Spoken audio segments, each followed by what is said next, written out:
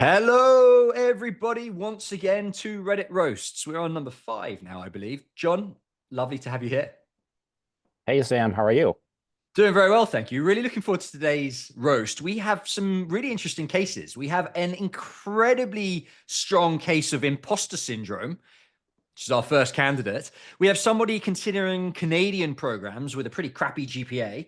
And we have somebody asking for a brutal profile evaluation. The more brutal, the better, which fills me with excitement, as that's what we're here for. John, should we start with the first profile? Let's let's get started. Awesome. Let's do it. So profile one is, as you can see on my screen here, is the imposter syndrome. So this candidate is asking for us to not sugarcoat anything. Questioning whether to apply to certain MBA programs is a white male finance guy. So overrepresented in a way, but let's keep going. Goal is to level up in consulting. Okay, we'll see. Education stats are strong with a 330 GRE and a 3.89 GPA. University, not top university. It was a private US college. Is first generation, which I'm sure you'll find interesting. Basically has a double major, kind of harder than getting a double major. Has 2 bachelor's degrees effectively. Work experience is going to be at 8 years at matriculation, so it's quite a lot. But from what I can see, some quite interesting PE related roles there, which I think are nice. Licensed CPA, plenty of volunteering work. And I think an interesting point, John, you'll agree, is that both parents are disabled. One is type 1 diabetic. Don't live with them, but do take part in helping care for them. Applicant is wondering whether they have a chance at Booth, Yale, Stern, and CBS. Should I toss Wharton and Sloan out the window? John, it looks to me like a very strong case of imposter syndrome. What do you think? Currently imposter syndrome. This is a pretty strong profile. Look, I know, OP thinks that, if I don't come from a brand name finance firm, I'll be competing against strong candidates applying to schools like Wharton, Booth, and so forth. But never underestimate the power of a CPA. Never underestimate the power of a 3.89. And certainly brand names work harder in finance, but it sounds like OP has a ton of impact in his job. So impact can come in the form of many Mm. things. It can come in the form of, corralling folks in cross-functional teams. It can be um, focusing on strategic opportunities. You'll find that, and I'm sure I would love to get your take, Sam. With some iBanking jobs, maybe your scope isn't as quite as broad as some of the Uh, things that OP has been able to do across those 2 or 3 gigs. So I quite like this profile, but this is a roast. So Sam, would Look, love to get your take. I'm with you. The one that really stands out to me, John, is this currently filling interim positions at small to medium sized portfolio companies. So OP's jumping into different portfolio companies and doing basically whatever's needed at these portfolio companies. Now, I come from an investment banking background where I generally had quite a niche focus on whether it's product or market, whatever. This guy doesn't have any focus, does everything. And I love that he's wearing many, many hats. I like Mhm, that from an mhm. application perspective, but I also like that from a writing perspective because he's going to have a ton of different stories that he can use to make his case, to create a narrative. I think that's going to be really, really good. I think FP&A is not particularly sexy, right? That's not something Mhm. that, kids don't tell Santa Claus when they grow up they want to be an FPA manager, but it is interesting. It is, I think, an MBA application perspective, I think it's nice. One point that I had is on these extracurriculars, John. I'm keen to get your thoughts on this. Yeah. The lead fundraising. Hang on, where am I seeing this? During um, here. So it is. It's this volunteering work and this extracurricular work. It sounds to me very strong. Board member, junior board member at a nonprofit, and will have been for 3 years at matriculation. So, John, this isn't just someone who's scrambling at the last minute to get some Mhm. extracurriculars ahead of their MBA application. This Yeah. is genuine. And also this looking after parents story. it's not really an extracurricular, but it is obviously taking up his time. How do Yeah. you see him from a sort of profile roundedness perspective? I think being able to make difficult choices, being able to sacrifice, being able to juggle what seems to be, a fairly hectic job, in addition Mm, to caring for both parents, that's not easy. And I think adcoms will definitely empathize with some of the stuff that he has to contend with. And I think that's a net positive. Look, yeah. the fundraising bit, as well as, exposure to parents growing up with disabilities, they could be interrelated, they could be interconnected. Potentially, that can play into a narrative or a potential long-term goal. And I would like to just double click in there and see if there's anything that this person can write about Yeah. in their essay. Yeah. I'm imagining Wharton Essay 2, right? Wharton Essay Yeah. 2 is asking about how you fit into your community and sort of how you give back. And I wonder if that essay, that extra stuff point, looking at caring for parents, could make a really impactful anecdote at the start of that story to say, look, this is what I've been dealing with for the last few years. This is how I've been helping my parents. And I know the importance of. And maybe, as you say, maybe that links to the volunteer work. And he can say, and so that's why I started volunteering at this nonprofit, Yeah. worked my way up to a junior board position, and then Hmm. some sort of fundamental statement about how he sees community and Yeah. how he sees caring for others, and then Yeah. translate that into at Wharton, I'll continue serving my community by maybe it's joining Hmm. the finance club. Maybe if he focuses on consulting as a goal, maybe it's the consulting club. And he can weave in this community experience to how he'll contribute at Wharton. Duke Yeah. have a similar essay, 3 contributions, etc. I think that could make a really, really nice story. It sounds like we're aligned on that. 100%. Amazing. Okay. I think the conclusion then, the question for the profile is, am I wasting my time applying to these top schools? My strong answer to you, OP, is no, you are not wasting your time. It sounds like you'll be quite a strong candidate for some scholarships if you can play that first generation story quite nicely. And I definitely think you should be including Wharton in your application set, just given your finance focus. John, agreed? I agree. Totally. All right. Let's move on to profile number 2. We have a Canadian. Love working with Canadians. This candidate has a crappy GPA, 2.7, cumulative GPA 2.7. Raised up a little bit in the last 2 years, and maybe you have an opinion on that, John, but there's no getting Hmm. around it. It's weak. Hmm. Profiles being considered are Rotman, full-time program, but also some of these, the evening and weekend program and a couple of other Canadian schools. For context, studied business management at undergrad. So, undergrad studies in business and wants to apply to a master's in business administration, maybe something there. Currently hitting a GMAT focus score of 650. I assume that means 655 on GMAT focus edition. Um, has been studying for a 1.5 months, so kind of in line with expectations. Has 3 years of work experience, 2 in finance, 1 in product management. Has a dual passport. Has been reaching out to charity organizations to volunteer. So that those are going to look like quite last minute volunteering works potentially, but has been in contact with a recruiter who says that he or she might be able to get a conditional offer to the program. Um, with the condition of taking a business course at an approved online college for where my GPA lacked. So quite a few interesting tidbits to get our teeth into here, John. Hmm. Can you first start maybe by evaluating this profile? Just a high level overview from what we know of this profile. What do you think?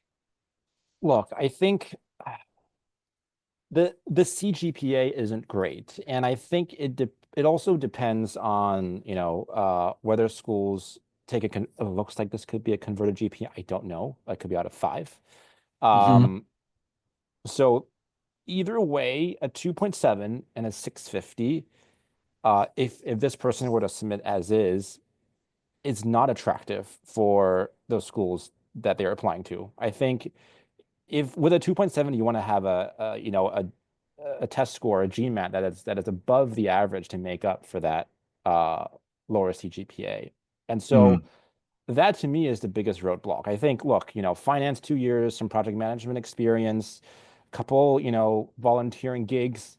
Um, I think it's all decent, and I'm sure the narrative and goals are strong as well. We don't know what they are, Sam, but Yeah. man, I've that just GMAT. Mm-mm. Yeah, look, I've just done a quick search. Ivy's average GMAT looks like it's a 660 in the old Yep. test. We'll have to look at that in more detail. But she is scoring a 655 on Focus Edition, that's equivalent to maybe a 700. That Hmm. probably goes some way towards offsetting a GPA, right? Yeah. But uh, correct me if I'm wrong, though. It's currently a 650 in the mock. Yeah, in mock. So that's not a Yeah. final. So Yeah. we'll have Yeah. to take Yeah. that with a pinch of salt. But Yeah. Hmm. assuming that's what somewhat comes through, bit of offsetting there. I I don't know. I haven't looked at the averages for Smiths and Ted and Rogers. I just suspect that they are in the same ballpark. But Yeah. Rotman, we know, are really laser focused on academic. Hmm. They're Yeah. very academic school, and I think that, to be blunt, the 2.7 GPA is going to be an issue for them. I think you're going to need to show a really strong GMAT score to offset that for Rotman. It's going to have to be seriously high. And by that, I mean like, what, 685, 695 plus? At least. I mean, it looks like Rotman's GMAT average is about a 670. It's about a 670, which is about Okay. 10, 20 points higher than the others. Uh-huh. But you would need to score higher than that in order to offset that 2.7 GPA. Yeah. One thing that I thought of is why not attempt the GRE? If this person's not a great test taker, a GRE score has traditionally been a little bit more lenient, not only for US schools, but also for other schools globally. So here's a kicker. The average GMAT for Rotman is a 670, but the average GRE is a 320. A 320 translates to about a 660. Mm, Um, so that could be a path for OP if GMAT is not friendly with the as a test format. sure. And look for Ivy. Ivy takes both the GRE as well, and they don't even report GRE averages. So that's a potential opening. Mm, But it just depends on how how testing turns out for those candidates. yeah. I think Yeah. get a tutor maybe. Yeah, yeah, that's a good point. It does sound like, and this is classic. If your GPA is low, the focus on your GMAT or GRE is even higher, and getting a coach or a GMAT tutor might be a good investment. Rowan Hand, you can find his contact details via samweeks.com, the website. He's our in-house GMAT GRE coach. Might be worth reaching out to. Okay, I've got one last question for you about this profile, John, which is about the Mhm. recruiter. So in this case, the applicant has been in touch with Smith's accelerated MBA recruiter, who says it's possible to get a conditional offer with the condition of taking a business course at an approved college, um, to kind of make up for the GPA. I'm always a bit skeptical of what recruiters say. Mhm. How do you feel about this? I'm with you, Sam. Look, a recruiter's a recruiter. Their success depends on whether folks apply, and higher apply rate with a lower acceptance rate that translates well to rankings, and with a few exceptions, of course. But look, unless it's in writing and the recruiter says, we will give you this a conditional offer versus it's possible, I would take it with a grain of salt. Hmm. Yeah, I agree. I mean, the classic is when people reach out to a recruiter or maybe meet them at an event, Mm-hmm. and it happens across schools, and the recruiter's really sort of quite positive about their profile and say, oh, don't worry about that glaring issue. And then they come and meet us and they say, oh, I met the recruiter and the recruiter said I can still get in even though I have a 1.8 GPA. No, I'm exaggerating a bit, but you just got to remember, and everybody Yeah. watching this, take this lesson, is the recruiters at business schools have not got the same incentives as you. They want as many people to apply as possible. And if that means polishing, giving you a rosy picture, they might sometimes do that. So often valuable to speak to a consultant to get a more blunt answer. That said, in this case, the condition that the recruiter's mentioning is about taking a business course at an online approved college. That does also make sense, doesn't it, John? Yeah. Yeah, That makes sense. that is not a bad approach if the GPA is the blocker. Okay, awesome. So, John, let's move on to the next profile. Profile number 3. We have here an, I think, pretty strong profile, particularly on the academic side. So, demographic is 28-year-old male, straight white, US Midwest. Education, 4.0 GPA from a associate degree from a community college with a 4.0 and a bunch of scholarships and other achievements as well. Bachelor's degree from a no-name state school, again with a 4.0. 6 years of work experience total. Small service investment bank off Wall Street. Interesting. 2 years as a private wealth analyst, 4 years as a financial advisor on a top team in the firm. Accreditations galore, Series 766, CFA, and working knowledge of Python, etc. Extracurricular work looks fairly strong as well. Volunteer at a non-profit focused on providing inception to stage, business training, basically, for women and minoritized entrepreneurs in creative and arts. That's super niche and I think quite exciting from an MBA application perspective. Readily volunteer with the Parkinson's Foundation, working on research projects with 2 other charter holders. I assume that means CFA charter holders. GMAT 635, planning on taking again, thinks he can bring the quant up quite a bit. Writing skills might be a strength here. Questions specifically. How are the CFA viewed? Can it make up for my weak quant score? How might the school view my non-target education? Is it a drawback? So what OP is referring to here is has a 4.0, but it's from a non-name state school. How is that perceived? What areas of the resume are needing most attention? Targeting Sloan, Stern, Wharton, Fuqua, Haas, John's alma mater, and goals are perhaps IB. Okay, John, let's start this with a high-level profile evaluation. I'll kick off, if I may. GPA strong, 4.0, but no-name school. Overrepresented in the white male, not as overrepresented as Indian engineer, but white finance bro is a white finance bro. Non-bulge bracket IB, looking to transition to IB is a pretty sensible goal. Extracurriculars look strong. That is this volunteer work here. Exit into IB makes sense, but I think is going to need to be made more unique. Overall, I think a strong profile and perhaps stronger than the applicant realizes. John, what's your take? Should we start with this academic side? What's your view on a 4.0 from a non-state school?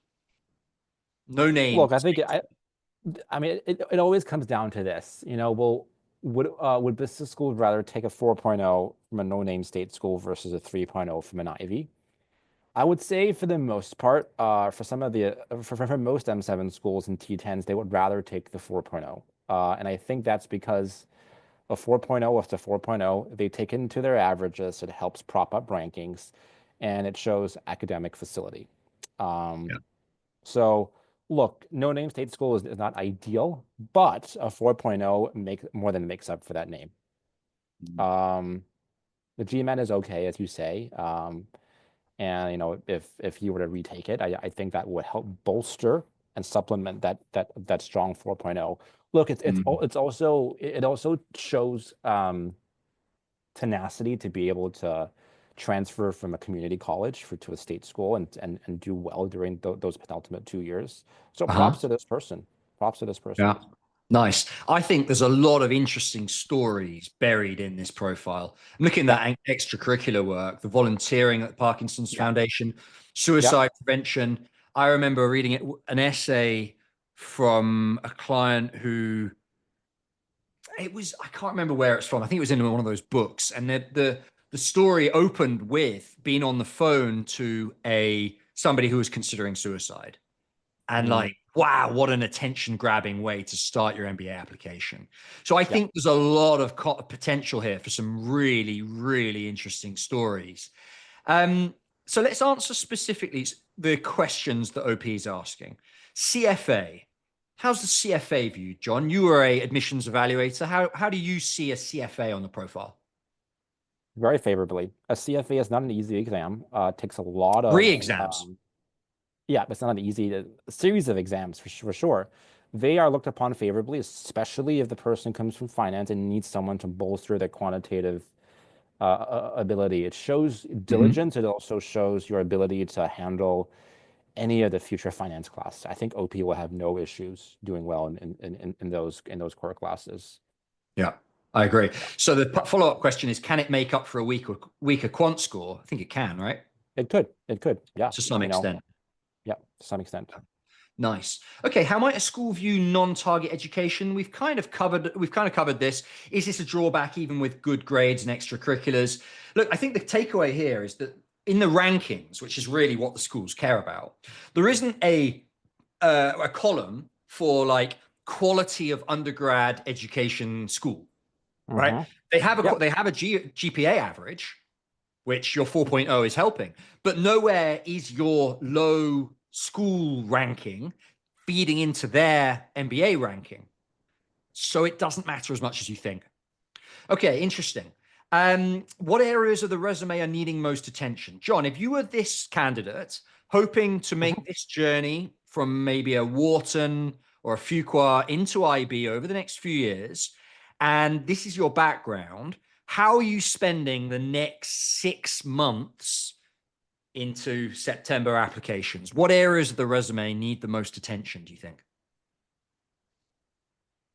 Taking stock of, his work experience and making sure that there's enough um leadership impact strategy experiences on there. Look, it comes down to this, working in a non bulge bracket bank, when you apply to the likes of Stern and Wharton, you're being pitted against others who come from bulge bracket banks and elite Yeah. boutiques, applying for coveted roles in private equity or a post MBA role at those same bulge brackets. And so, thinking about areas of finance industries that he's interested in and showing passion in those areas, whether that's Mm, through his extracurriculars, building a narrative that is credible, and then maybe connecting and weaving that to a eventual MBA goal where this person wants to make an impact in, right? mm. Maybe it's selecting other banks that have expertise in certain industries, in healthcare, for instance, in certain Maybe regions. networking there as well. Exactly. And by doing so, you are sidestepping this competitive pool that Wharton and Stern admission committee members are thinking, oh, is this person going to be able to make it to KKR or, some of the other, big brand names in this space. But if this person cites some boutique banks that have that focus that I was talking about and connects to the narrative, I think that's going to be a powerful application. Yeah. And to back that up in the interview, let's say they get through to the interview, they do that well and they get through to the interview. Hmm. What I think an interviewer would love to see here is a line along the lines of, after my MBA, I want to transition into Morgan Stanley or a bulge bracket investment bank. And I've already Sure. started making connections with those banks, such Yeah. as I've recently had coffee chats with a recruiter at Morgan Stanley, a managing director at Goldman Sachs, and show that you're already kind of on the way to breaking into that Love role, it. and that the Yeah. school doesn't have to do all the heavy lifting for you. Yeah. Yeah. I love it. I think it shows that, hey, I already have an in. You do not have to worry about me. Yeah, exactly. So, conclusion, are these schools a reasonable goal? What do you think? I would say so. I think so. Apply to a couple, a couple. We don't call them safeties at Sam Weeks, but apply to a couple others Yeah, that I agree.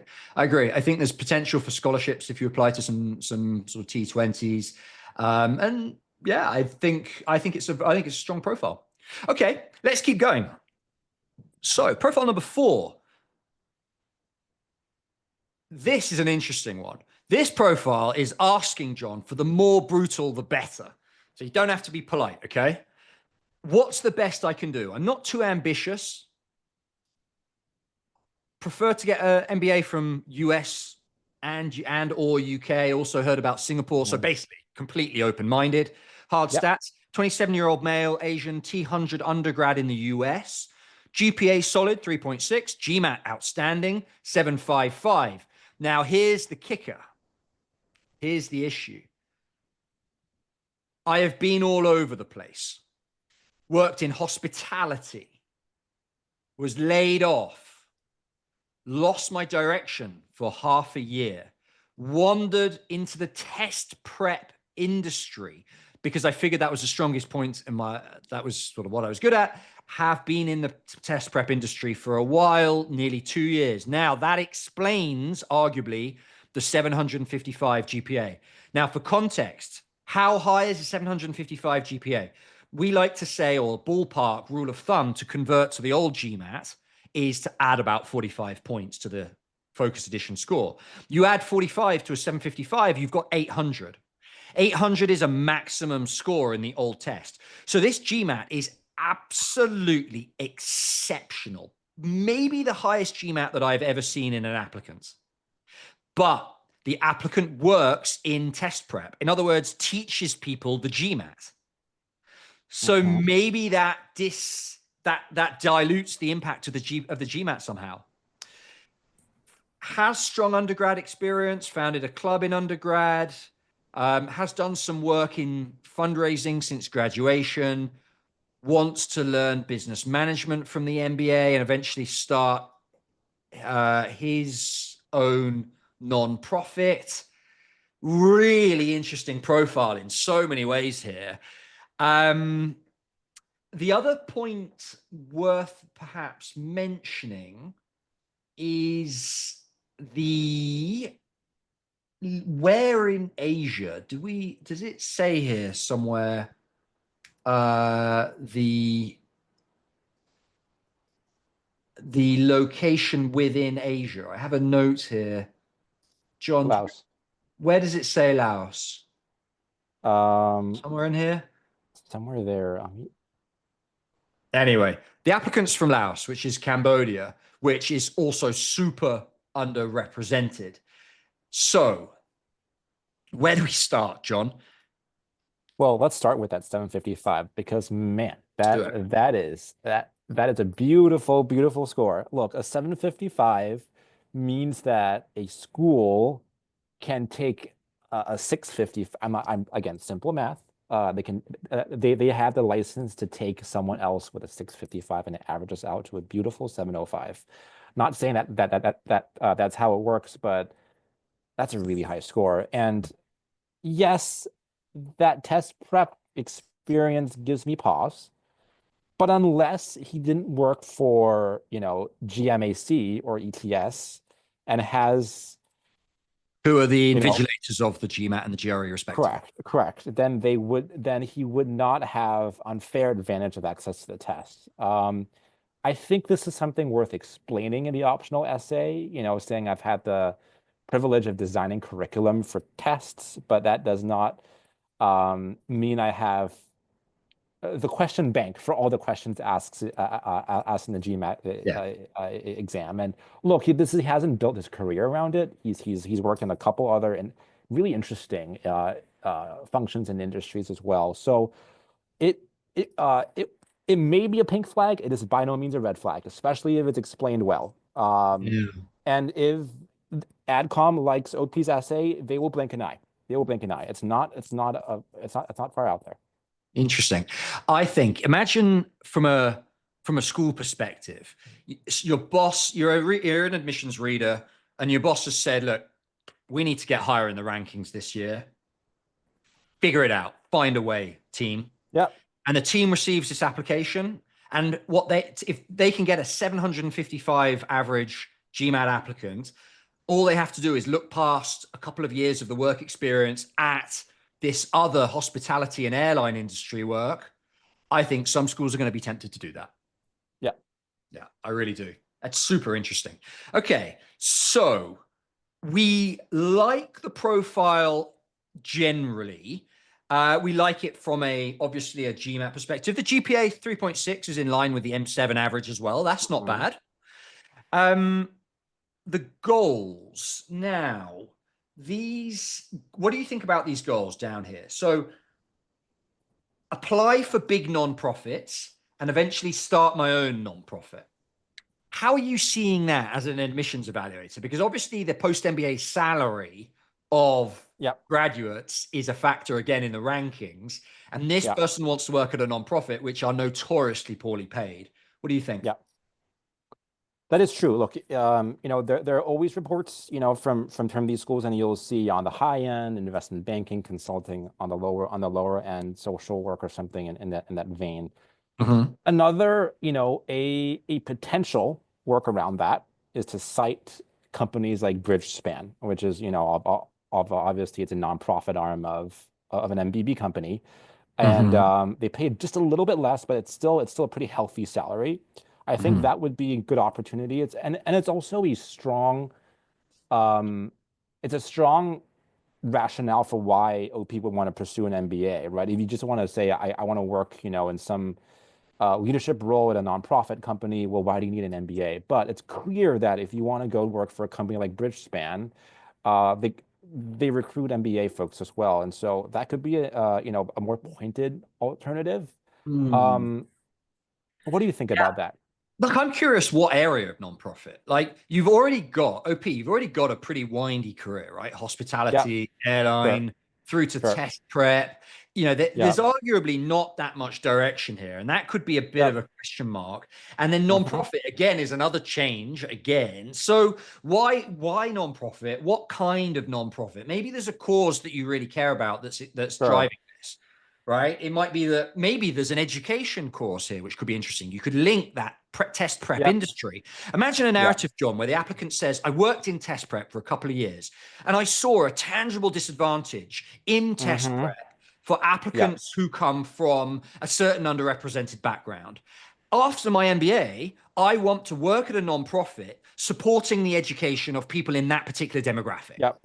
Yep. It's really nice, right? You can I love connect, that. you can Yeah. draw some continuity in this narrative, which otherwise just is all over the place. Yep. Yeah, That makes really sense. nice. Okay. So I think we're agreed. The profile is strong in a sense, but is perhaps a little bit needs a bit more direction. With that in Hmm. mind, John, which schools do you think this applicant should be targeting? Hmm. I think Berkeley would be a pretty good one. I On the think, basis of?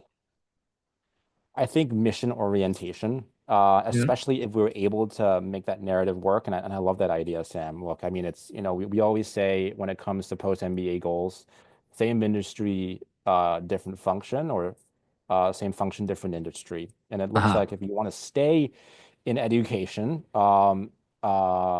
in the educational sector, but attack it in a different way, I think a lot of schools would would love that angle. I Yeah. think I think Berkeley would be one. I think, Yale SOM might be another. Known for a Um, social impact focus. yes, exactly. And obviously some of the M7 schools are fair game. It just depends on proximity to some of those places that he wants to apply to, right? Is it a larger, educational company, or that he wants to gain experience in, where he will eventually make his foray into learning about shaping policy. Mm. Yeah. Yeah. I'm going to add a strategic component to this. And OP, if you're listening, write this down. Some school somewhere is going to have for its class a lower than hoped GMAT. Mm-hmm. Don't know exactly who that is. Could be almost anybody. And they're going to see your 755 and they're going to say, they're going to be the ones to look past your winding work experience, etc. What that means is from a strategic perspective, I think you should be applying to as many schools as you can. Someone somewhere is going to like that GMAT. You Yeah. don't know who it is. So shoot far and wide and maximize your chances of finding that school, because I really do think someone will like it. It's a bit cynical maybe, but we're here to get results, and I think that's the technique. And scholarships too. And scholarships, same thing. Okay, excellent. So moving on to the fifth and final profile of today before we do our bonus round. This applicant is a 28-year-old female Indian chartered accountant, 6 years of work experience, education says strong academic background. Now, school topper. Okay, so top GPA or top grade of their cohort. Chartered accountant, exam cleared, passed CFA level 1. So 3 levels of CFA. So this applicant is a third of the way through the CFA. 6 years of work experience, finance, planning, and wealth management. Quite broad. Started in treasury, moved into wealth management, currently working in financial planning at a fast-growing NBFC. I had to Google that. Non-banking financial company is what that stands for. Role involves working closely with senior leadership on strategic planning. So it sounds like some sort of corporate strategy role, basically. Goals are to move into a strategic business leadership role, potentially consulting. Long-term goal, start my own consultancy firm in India. GMAT focus, currently at a 495. Taken in December 2024, target score. All right. I don't know how much weight we apply to target score. Everyone's target score is 695. Unfortunately, we can't really ascribe too much value to that, but at least the applicant has identified that this is weak. MBA goals, targeting T15 in the US, maybe a few international options, NUS, HEC, etc. So, John, some specific questions for this applicant are: 1, how do I smash through my GMAT? Now, we're not GMAT coaches, but we've both taken the test, so we might better provide a bit of insight there. MBA prospects, how realistic are my target schools of T15? And I'd applied in R2 with a GMAT waiver, received the waiver, but then got waitlisted. So I think that speaks to our comments earlier about not believing the school's recruiters. Cornell's still waiting results. Okay, John, let's start with an overview of the profile, evaluation of the profile. How do you see this candidate? It's a little vanilla. And Sam, it's always nice just to go from a 755 to a 495. But we take everyone and anyone. I don't see any extracurriculars. The goals seem a little bit generic, consulting role, and I don't know. There just needs to be something. You give AdCom something to cling on to. Yeah. Give them. So what I like to tell applicants is that sitting around the table, looking at your profile, they're going to give you a nickname. They're going to label you in some way when they read your profile, and I have no idea what label they would give you. Like, nothing really stands out. To be fair, the applicant is quite early in the process, focusing on GMAT at the moment, so we'll cut a bit of slack. But still, I need to see something that allows me to differentiate you from the literally thousands of other MBA applicants with this profile. I would, and I'll be specific, right? 28-year-old female Indian is pretty overrepresented, or more specifically, Indian chartered accountant is quite overrepresented. Yep. I think the goals as they stand, I really want you to avoid this consulting route, because if there's one thing you could do to be more generic, it's to say consulting is the goal. It's about the only thing you could do to be more generic than currently are. So try and find some industry that you care about and aim for a strategic role in that industry. Right? Maybe you worked on a particularly engaging client in some niche industry that you can say you found really interesting, and you want to move into a strategic role in that industry. That's the sort of thing that I mean here. Okay. And then the long-term goal, starting the own consultancy, that's again a little bit vanilla, but could be used to double down on this theme that we're talking about. So if you say, I want to move into a strategic leadership role in this particular industry that I care about a lot, and later I want to start a consultancy that caters to that particular industry, Yeah. That long-term goal could potentially strengthen your narrative. Maybe. John, let's talk about GMAT. Um, Let's say you're scoring a 695. a 495 Sorry, or six. 495. Yeah. 495. And you're open to any and all feedback that might get that score higher. Yeah. What's one piece of advice you would give this candidate? Well, depending on the school, you could consider a test waiver if your CGPA is high enough.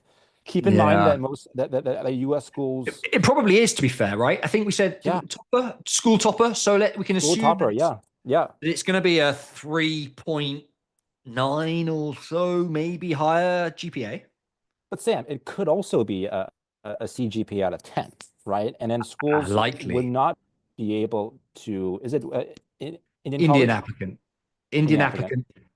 Doesn't say where the school, where the education's from, but since she's saying topper, that's a pretty Indian term. I Yeah. suspect it's an Indian school and therefore CGPA out of 10, as you say. Yeah. Yeah. So that's, I mean, schools won't be able to take that into their averages when they report it. And so one point of data that they will take is your GMAT if you submit that GMAT. Look, I've worked Mhm. with a former client of mine who um, had a CFA or worked in audit and was able to submit a couple waivers for the schools that they were applying to.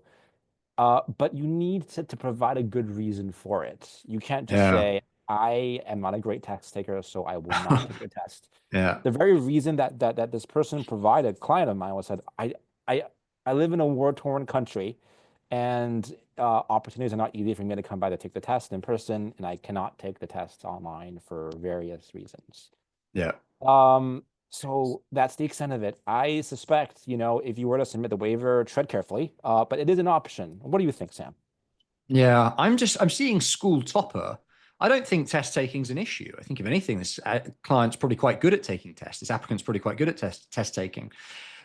So I would say persevere a little bit more. Your earlier advice about switching to the GRE Yep, might be a yep, possibility yep, because, as we yep. said, schools aren't quite so worried about their GRE average as Uh-huh, they are their GMAT. uh-huh.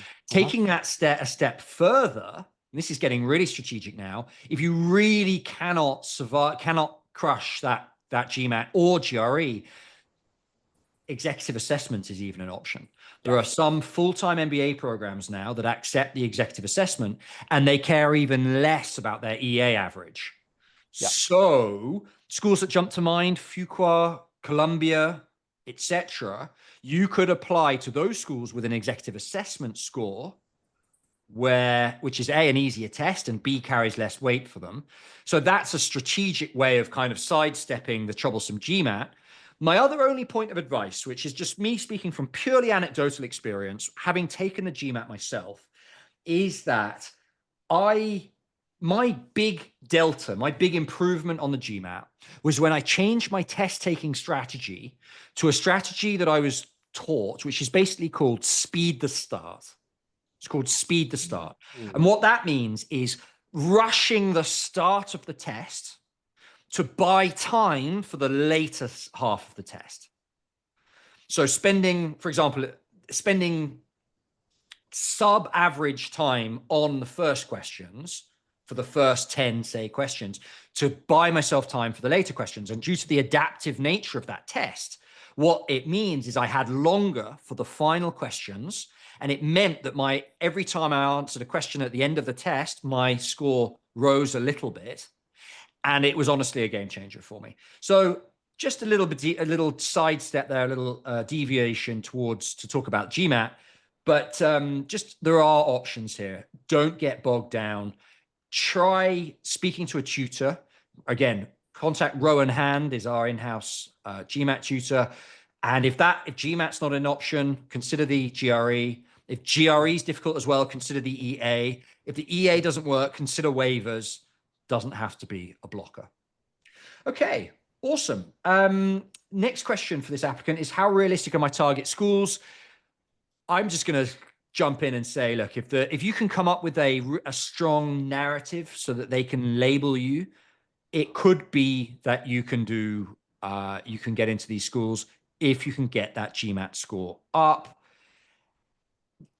And then I would like to point to this final question, John, which is, I think, confirming what we were saying before. So Tepper, you've obviously spoken to somebody at Tepper and they've said, yeah, we'll give you a GMAT waiver. And then they gave you a GMAT waiver and then waitlisted you.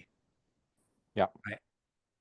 That speaks volumes about how much you should listen to the guidance of the recruiters. Yeah. You know, they've said, oh, we like your profile. Yeah, sure. You can take it. You can get a waiver. And then we waitlist you. Absolutely brutal. Anyway, John, any final thoughts on that profile? Best of luck with the GMAT. Best of luck with the GFA. Good stuff. And maybe another idea just occurred to me with CFA level 2 and level 3. Strong CFA might also be a factor, might also partially offset the GMAT score. Okay, John, final bonus question for you today. We have this applicant who has got 2 offers and he's considering which one to take, basically. The first one is an offer from a T15. And by that, they mean Darden, Fuqua, Ross, or Cornell. No scholarship there. Also has an offer from a T30. Foster, Jones, Mendoza, Simon with scholarship money. And we can assume, given that this is even a question, that that scholarship is quite big. Goal is consulting. Currently working in strategy consulting, but don't enjoy it much. So why is your goal consulting? Anyway, it's a distraction. Everything else is a ding. Okay. John, there's a few, a few random bits and pieces there. Just eyeballing this, what would you do? The diplomatic answer for this is all schools are great, but consulting recruiting for T30 schools can be a little bit tough. Understatement. Yes, unless you were to focus on niche consulting or in less competitive regions. When it comes to consulting recruiting, brand name goes a much longer way than other kinds of functions and jobs. So I would take the T15, use consulting to, earn back, allay some of that debt, and then don't look back. That is my advice. And I suspect you would mirror that too. Yeah, to some extent.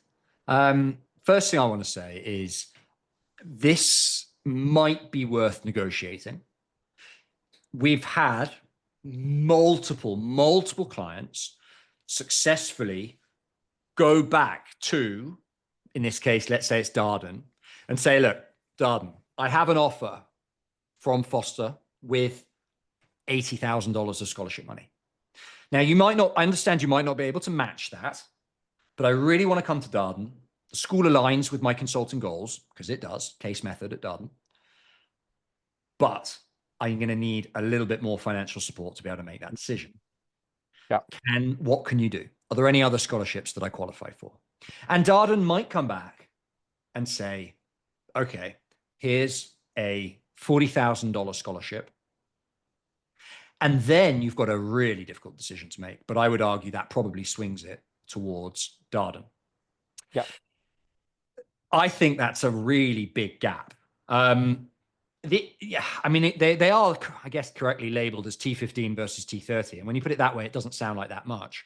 But the difference between Darden, Fuqua, Johnson, and Ross, which are, Cornell, Johnson, really, these are really well-known schools, really strong brands, really strong networks, versus this Foster Jones Mendoza bracket, which I think you're going to struggle, I think that's a really big gap. I think that's a tangible gap.